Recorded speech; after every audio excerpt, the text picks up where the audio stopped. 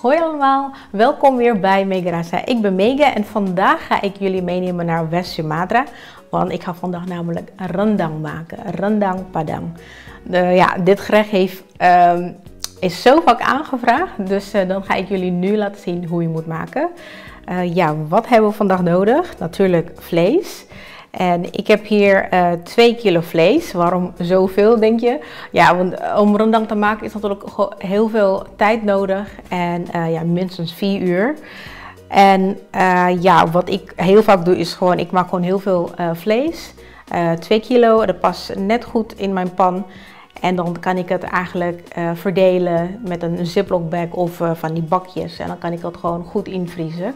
Dus dan heb ik gewoon altijd rendang bij me in de vriezer. Dus dat is gewoon ideaal. En dan hebben we natuurlijk de chilipepers, heel veel salotjes, knoflook. En dan heb ik hier daun kunyit. Daun kunyit kan je niet makkelijk krijgen bij een gewone supermarkt, maar je kan natuurlijk bij een Aziatische supermarkt vinden. Dus dan moet je gewoon vragen daun kunyit. En meestal zijn ze te vinden in de vriezer bij de Aziatische supermarkt. En dan hebben we hier de daun jeruk. En dan heb ik hier daun salam, 2 serre of citroengras, gember, laos, kencur. En dan heb ik hier allemaal lekkere specerijen zoals de koriander, komijn, nootmuskaat. Dit is venkelzaad gemalen. En dan heb ik hier de kruidnagel of cengkeh. En dan zout en peper op smaak. Niet zoveel peper, want we hebben natuurlijk al hier heel veel chilipepers. Dus dit is wel een spicy rundvleesgerecht. Dus als jullie niet zo van spicy houden, kunnen jullie natuurlijk zometeen de zaadlijst verwijderen. Of gewoon iets minder, de helft doen. Maar alle ingrediënten, de hoeveelheden, staat op mijn website megarasa.com. Dus dan kunnen jullie gewoon even nakijken later. En natuurlijk ook, niet onbelangrijk, de kokosmelk. Dus dat gaan we natuurlijk ook gebruiken. En ik heb hier de kokosmelk. En ik gebruik ook de coconut cream. Dus die zijn van 2 merken, maar ze zijn gewoon eigenlijk hetzelfde. Dus bij die ene Aziatische supermarkt vind je deze merk. En dit is dan van Weerasia. En dit is Ambition. Dus kan je gewoon nemen. En op het laatst doe ik ook nog wat gebakken kokosraps op het eind. Dus dan maak je eigenlijk eerst een soort van serundeng. Serundeng, dat wil zeggen dat je eventjes op een koekenpannetje de kokosraps even goed bakken. Totdat het een beetje goudkleurig wordt. En dan gaan we op het eind in de rendang doen. Dan is de rendang gewoon wat lekkerder van smaak. En dat was het. Ja, je ziet dat het is een hele hoop... ik ben bijna vergeten. Ik heb hier ook nog asam candies. Dus ik laat jullie even zien. Dat is ook in een rendang padang. Als je traditioneel rendang hebt uit Sumatra, uit Padang, gebruik je die asam candies. Maar ja, het is eigenlijk moeilijk te verkrijgbaar in Nederland. Ja, je kan het op internet vinden. Wat dit is... het is een gedroogde mundu vruchtjes. En mundu komt vaak voor in Sumatra en ook in India. Het is nog familie van een mangosteen. En het is super lekker. Alleen het is moeilijk verkrijgbaar in Nederland. Je kan ook gewoon vervangen met tamarinde. Dus, nogmaals, op megarasa.com zie je alle ingrediënten en de hoeveelheden. Dus dat komt goed. En wij gaan natuurlijk beginnen met een hele mooie stuk rundvlees. Ik heb hier sucadevlees. Je kan natuurlijk ook andere soort vlees gebruiken voor stoofvlees. Dan kan je gewoon aan je slager vragen van, joh, ik wil rendang maken. Gewoon riblappen meestal. En ik heb hier sucade, dat is ook super lekker. Maar dat is wat je lekker vindt. Bij sucade heb je een laagje vet en dat vind ik gewoon altijd lekker. En dit is van de, hoe zeg je dat, van de voorpoot, zeg je dat dan? En meestal deze gedeelte van de koe. En dat heeft natuurlijk heel veel bewogen, dus ja, super lekker eigenlijk. Heel veel goede spieren en de vet. Dus dan kan je gewoon vragen aan je slager. Dus goed vlees gebruiken. Oké, nou dan ga ik even deze snijden. Dat is natuurlijk echt heel groot stuk vlees. En dan ga ik eventjes in grote dikke schijven snijden.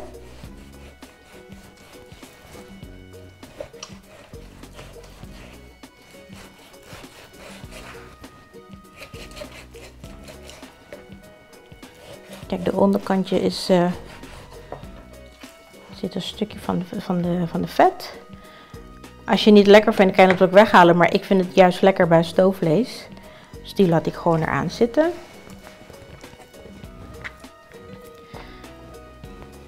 En dan snij ik het weer in het midden. En als je voor rendang gaat snijden, moet je niet al te klein snijden. Want hij gaat natuurlijk heel lang stoven in de pan. En als je het te klein gaat snijden, dan valt het vlees eigenlijk uit elkaar. Dus dat is wel, dan heb je een soort van pulled beef. Ja, dat is ook lekker. Maar je wil toch dat structuur wel proeven, zeg maar. Dus dat is wel heel lekker. Dus niet al te groot en niet al te klein. Ja, wat is het? Ik denk 3 centimeter ongeveer. Een beetje zo.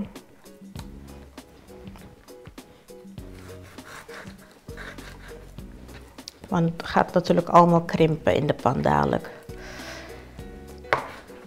Nou, ik heb wat werk te doen, dus even speed up.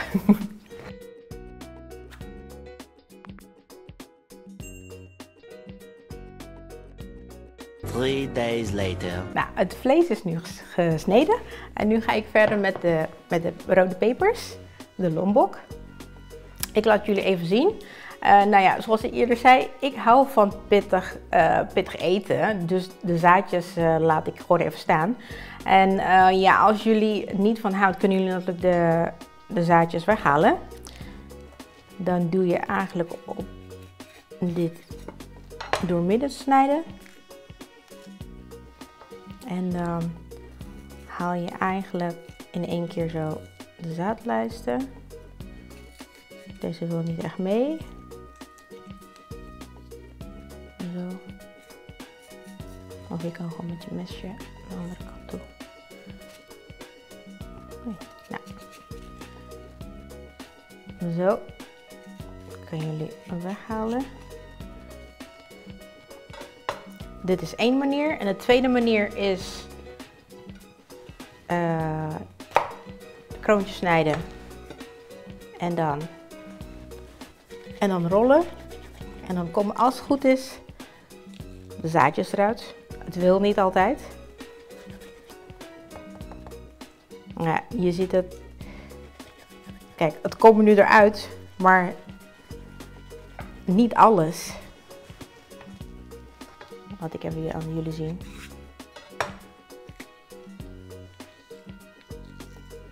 Kijk, je ziet hier nog een beetje en daar ook een beetje.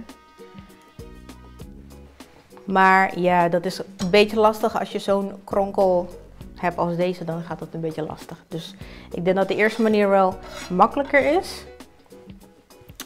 Maar ja, jullie kunnen ook de hoeveelheid halveren natuurlijk als het minder pittig is. En even kijken hoor. Nou, en dan snij ik verder klein voor in de keukenmachine. Maar ja, ik hou natuurlijk van pittig, dus ik hou even de zaadjes, die hou ik gewoon erin. Dan kan ik gewoon even snijden. En zo ga ik dan door met de lombok, de schallotjes en de knoflook. En dan doe ik in de keukenmachine en dan ga ik alles goed malen eigenlijk. Ja, terwijl dat ik dat doe, niet vergeten te abonneren en natuurlijk ook op de belletje drukken, dan weten jullie weer wanneer ik wat lekkers maak. En als je deze video leuk vindt, vergeet ook niet te liken. Nou, dan ga ik nu verder met de pepers en de schallotjes.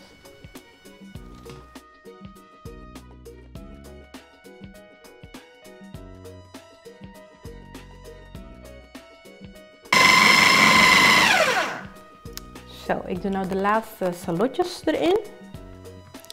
En ik heb net een beetje water erbij gedaan. En dat ga ik nou ook even doen. En dan draait hij makkelijker. Je ziet dit, hij is al best wel vol. Ga ik weer draaien.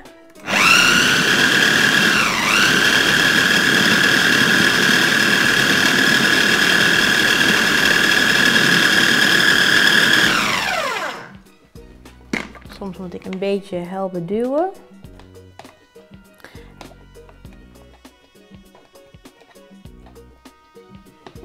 Zo. En ja, kan ik nu eigenlijk ook gelijk doen. Dan kan ik andere specerijen erin doen. Ik heb hier de laos. De gember doe ik erin. En kencur doe ik ook in.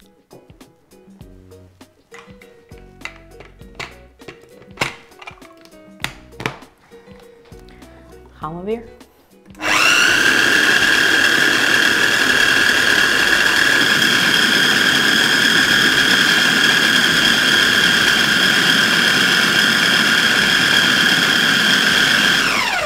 Oké, de salotjes, knoflook, gember, kencur en laos zitten nu goed gemengd.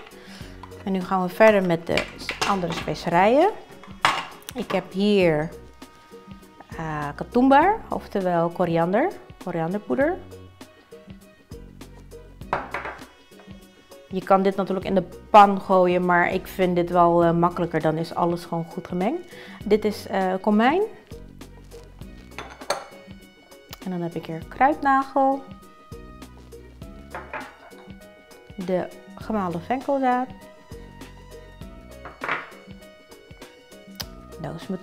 Nootmuskaat. En dan doe ik een beetje peper.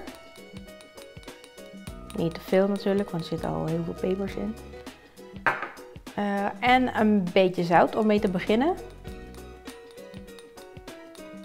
Niet al te veel, want anders, als het te zout is, kan je natuurlijk niet weer terughalen. Beter beetje bij beetje. Oké, dit gaan we weer mixen. De boemboe is nou klaar. Ik heb hier dus alle specerijen, pepers en de ui en knoflook. En ik ga nu de kokos even voorbereiden. Ik gebruik de cream kokos en ook de kokosmelk. En dit is, zoals je ziet, echt gevacuüm. En het is best wel een gedoe om open te maken, vind ik. Dus je moet even schaar bij je hebben. En dan de zijkanten knippen. En dan kan je zo openmaken. En ik wil al die kokos natuurlijk wel meenemen. Dus hier goed schoonmaken. En wat ik ook doe is die blok afwas snijden. Zodat die makkelijk kan verdelen. Want dit gaat natuurlijk dadelijk smelten. En als je in kleine stukjes doet, dan smelt het wat sneller. Anders moet je een heel blok elke keer heel lang wachten voordat die alles gesmolten is.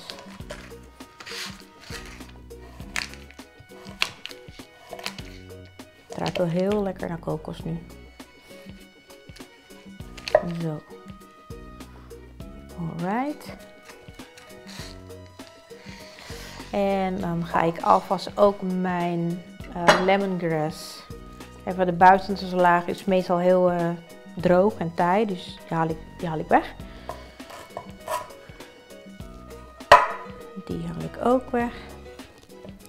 En ga ik het halveren.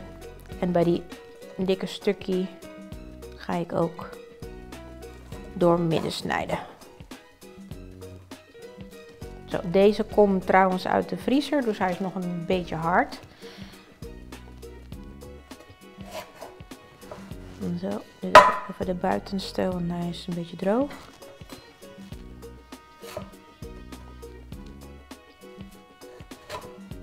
En zo, in tweeën. Oké. is al klaar.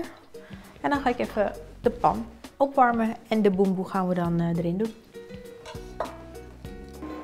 Ik heb mijn pan nu al klaar. En dan pak ik een beetje olie, want wij gaan de boemboe even aanbakken.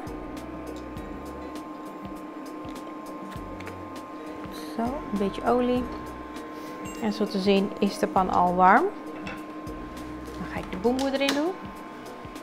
Het is een behoorlijke hoeveelheid natuurlijk, maar ja, je hebt ook 2 kilo vlees, dus dat moet wel zoveel boemboe.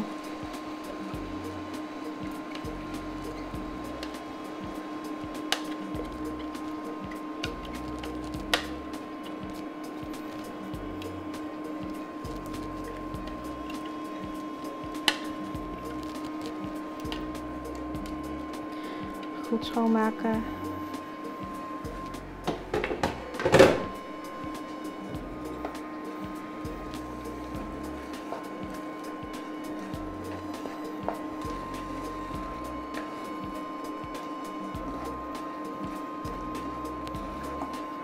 Nou, deze kookplaat is een beetje langzaam en ik zie nu pas dat aan de rechterkant is het 1500 watt en deze is 2000, dus ik ga denk ik verplaatsen naar de linkerkant. Anders is het een beetje langzaam, dus dit is de 4e keer dat ik het gebruik, dus dan ga ik even verhuizen.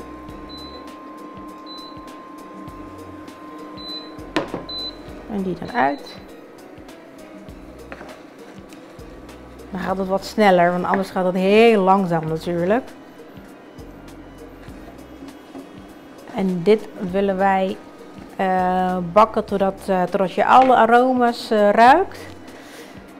Als je alle aroma's al ruikt, dan kunnen wij de kokosmelk erin doen en ook nog de andere kruiden. De citroengras en de daun kunyit, de daun jeruk salam en de asam kandis doen we erin. En dan het vlees. Maar eerst moet deze even bakken, zeg maar. Totdat alle aroma's, alles lekker ruikt. En dan kunnen we het erin doen. Ja, deze is wat vlotter dan de rechterkant, dus dat is goed. Dit was goed voor om martabak manis te maken. Als je die nog niet hebt gezien, check het even. Is ook super lekker. Een zoete streetfood. Maar voor rendang is de linkerkant van de kookplaat toch wel beter.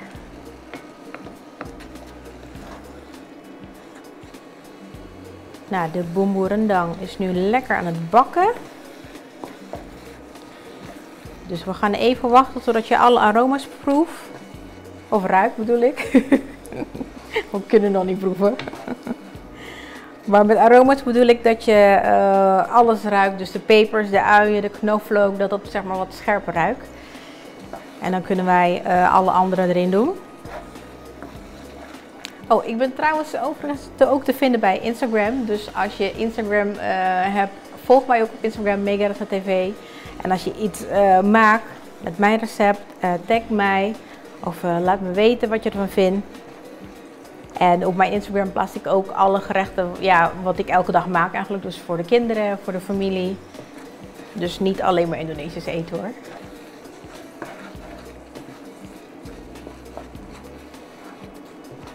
Zo, de kleur is wat donkerder nu.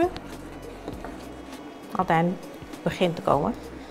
Zo, nu ruik ik alle aroma's. Het ruikt super lekker. Dan kan ik andere dingen erin doen. Ik heb hier de lemongrass of de citroengras, daun salam, salambladjes en de daun jeruk. Dit is de daun kunyit en de asam kandis.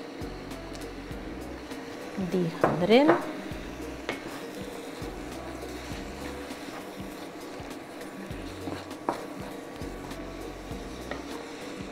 En ik heb hier de kokoscrème. Die doe ik ook erin.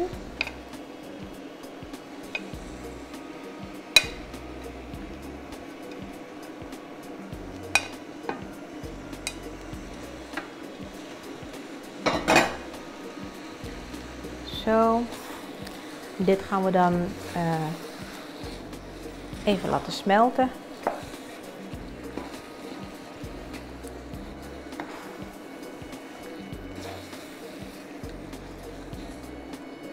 Ja, ik gebruik die kokoscrème omdat het maakt gewoon de rendang wat smeuig, zeg maar. Wat creamy. Als je het niet hebt en je hebt alleen deze, dat is ook prima hoor. Maar ik vind dat uit ervaring, en mijn moeder gebruikt dat ook. Zij vindt ook gewoon de combinatie met die blok en deze santen gewoon lekkerder. En dan ga ik de kokosmelk erin doen.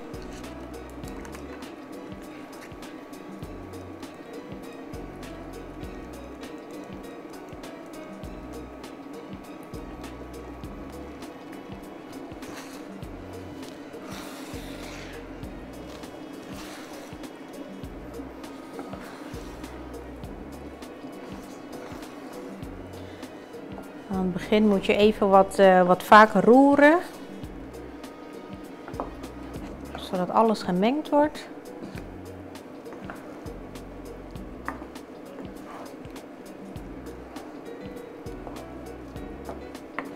Zo, dit heb ik goed gemengd nu. De kokosblok is nu gesmolten. Nu kunnen wij de vlees erin doen. Ik doe even iets zachter. Want hij spettert dadelijk.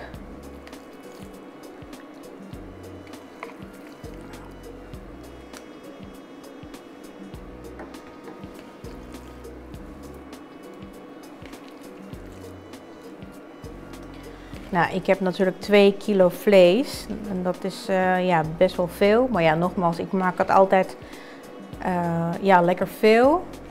En dan kan ik het verdelen met een Ziploc bag of bakjes. En dan kan ik het invriezen. Dat is super makkelijk. Maar als jullie denken van nou, ik maak gewoon de helft. Dat kan natuurlijk ook. Dus hoef je alleen maar de ingrediënten te halveren. Oké. Dit gaan we even roeren. Ja, 2 kilo paspersiers in mijn wajan. Als je geen wajan hebt, kan je natuurlijk ook gewoon een pan gebruiken. Ja, het is wel belangrijk dat je een dikke pan gebruikt. De onderkant dat het lekker dik is, want het is natuurlijk voor, ja, geschikt is voor stoofvlees, zeg maar. Dan is de warmte goed verdeeld door je pan. En ja, ik gebruik gewoon old school, een wajan of een rendang. En het is gewoon lekker breed, dan kan je goed lekker roeren.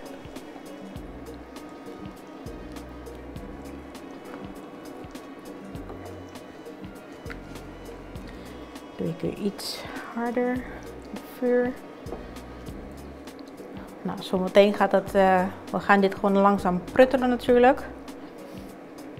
En ja, soms kan het gewoon echt spetteren hier en daar. Dus dan heb ik zo'n ja, hoe noem je eigenlijk zo'n anti-spat ding, deksel. Nou ja, mijn wajan is natuurlijk breder, maar ja, het helpt een beetje. Maar als je een wat kleinere pan hebt, dan is het natuurlijk wel prima. Of gewoon een deksel, dat kan natuurlijk ook. Dus dit laat ik nog even, ja, even pruttelen eigenlijk. Nou, en dan kan je nu even relax tv kijken. Of als je nog niet geabonneerd bent op mijn kanaal, vergeet dat vooral niet te doen. En natuurlijk op het belletje drukken. En dan als ik weer wat lekkers maak, dan krijg je een reminder. Dan kan je alvast kijken. En ja, en als je deze video leuk vindt, vergeet niet te liken. En als je wat vragen hebt of comments, laat het alsjeblieft hieronder even laten weten wat je ervan vindt. En ja, en nu is het, kijk, het begint al te plutteren. Dan ga ik zo meteen de kokosraps ook voorbereiden. En dit laat ik even zo staan. De rendang heb ik nu verplaatst achter mij, dus die is lekker aan het pruttelen. En ondertussen gaan wij de kokosrasp even voorbereiden.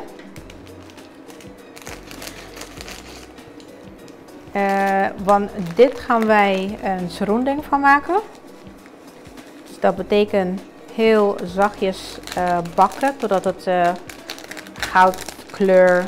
goudbruin kleur krijgt. En deze gaan we dan op het eind mixen bij de rendang, als de rendang klaar is. Bij de kokosraps, als je gaat bakken, is wel belangrijk dat je af en toe roert. Want zometeen verandert, kijk, je ziet al dat die wat bruiner wordt, dus dat gaat best wel snel. Het vuur niet al te groot zetten natuurlijk. Gewoon ja, middelgrote vuur. Hetzelfde als rendang die nu staat te pruttelen. En voor de rendang ga ik dan ja, ongeveer tussen de 20 en een half uurtje ga ik dan af en toe kijken en dan de onderkant goed omscheppen zodat die niet aanbrandt. Deze blijf ik gewoon even roeren. Kokosraps, deze heb ik ook gekocht bij, deze is toevallig bij Wanam Hong. Ik weet alleen niet of ze kokosraps bij Albert Heijn hebben of bij de gewone supermarkt. Dat moet je even checken. Kijk, de kleur verandert snel.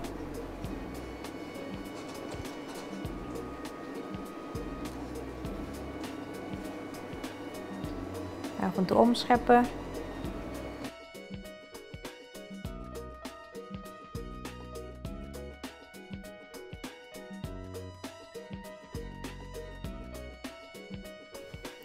Nou, de kokos is klaar. Ik ging ondertussen net ook even de rendang omscheppen, want volgens mij heb ik de vuur een beetje te hoog gedaan.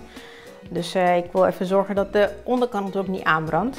Dus daarnet ging mijn man, a.k.a. de cameraman, even overnemen van de Serundeng. Maar hij is nu klaar, dus ja, de kleur is mooi goudbruin geworden. En dit gaan we eventjes even op een, ja, in een kommetje zetten. Dit gaan we natuurlijk op het eind pas gebruiken als de rendang klaar is. Zo.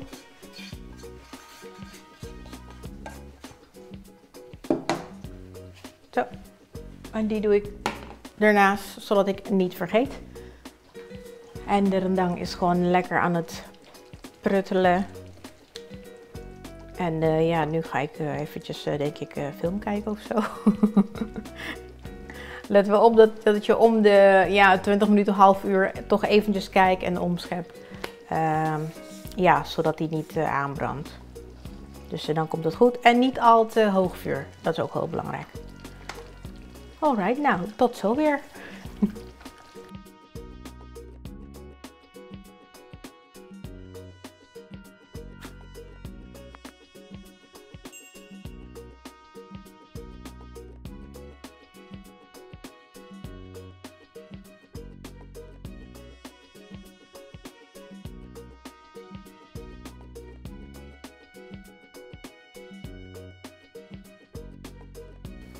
Nou, de rendang heeft nu 4,5 uur zitten pruttelen. Dus ja, dat is gewoon goed nu als ik kijk. En dan komt de olie naar boven. En als jullie kijken, als ik zo optilt, dan is de onderkant ook niet aangebrand. Dit is dus ja, 4,5 uur. En dan om de half uur dan ga ik dan even af en toe omscheppen. Zodat de onderkant niet verbrandt. En dit is goed. De kleur is ook goed. Hij kan nog wat donkerder. Maar we hebben natuurlijk de kokos. Ik haal nu even al de blaadjes en de citroengras haal ik eraf. Want die heeft zijn werk wel gedaan. Kijk, dit is de daun kunyit. Hij is best wel lang. Dus ik heb net in de knoop gedaan. Deze heeft dus zijn werk al gedaan. Zo, even de boemboe eraf schrapen, want die is gewoon lekker.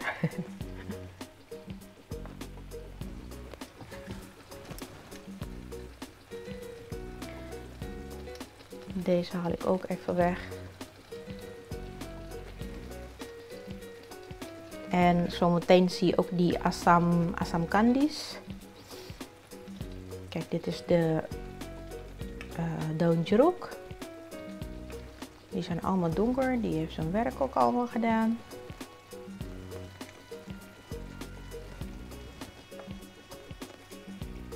Want als ik dit niet doe, dan heeft mijn man altijd te pakken, zeg maar.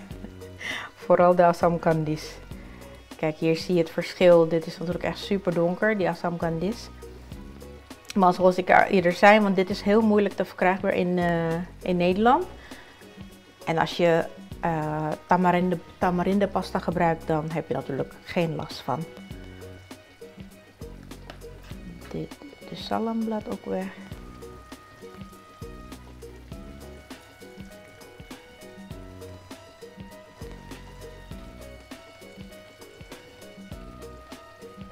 Oké, en dan zoek ik nog Assam Candies.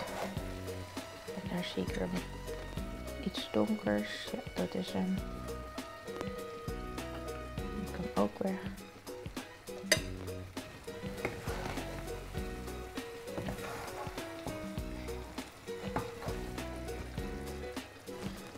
Soms is het makkelijker om de vinger te doen. Daar zie ik ook nog.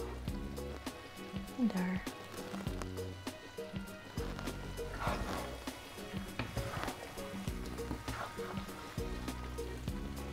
Kijk.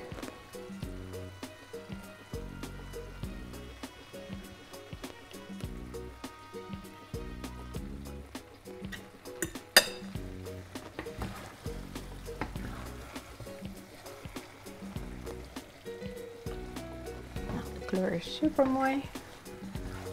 Nou, nu haal ik de laatste daun jeruk uit de rendang.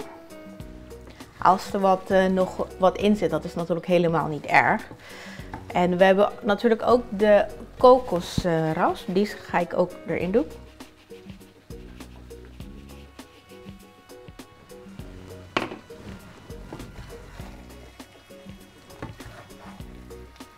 Zo, even weer omscheppen.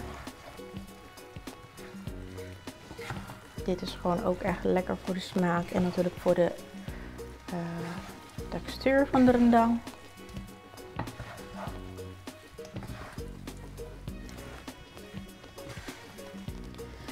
En nu ga ik denk ik de kleur iets donkerder maken. Dus dan laat ik nog iets langer in de pan.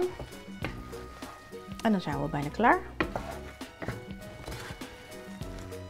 Dus zet ik de vuur iets hoger. Want ik wil iets donkerder kleur hebben.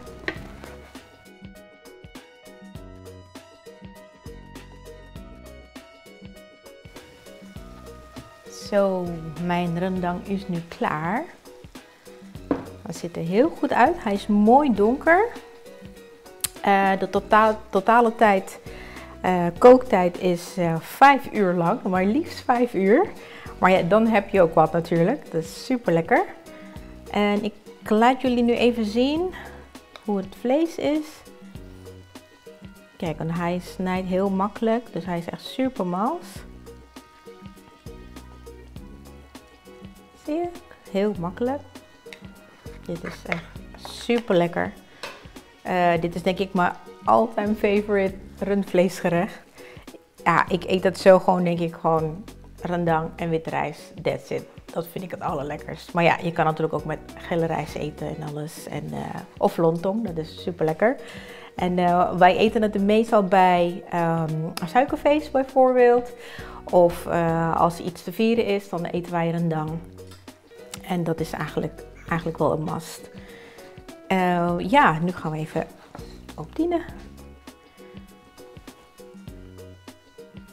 Kijk, de rendang die ik heb gemaakt is ja, wat donker natuurlijk en wat droger.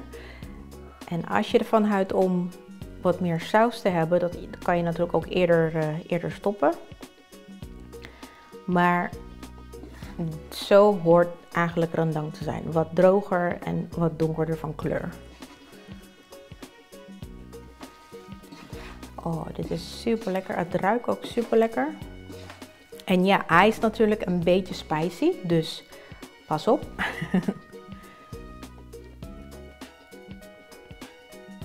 Zo. Nou, dit is hem dan. Mijn versie van rendang padang. Super lekker. Vond je deze video leuk?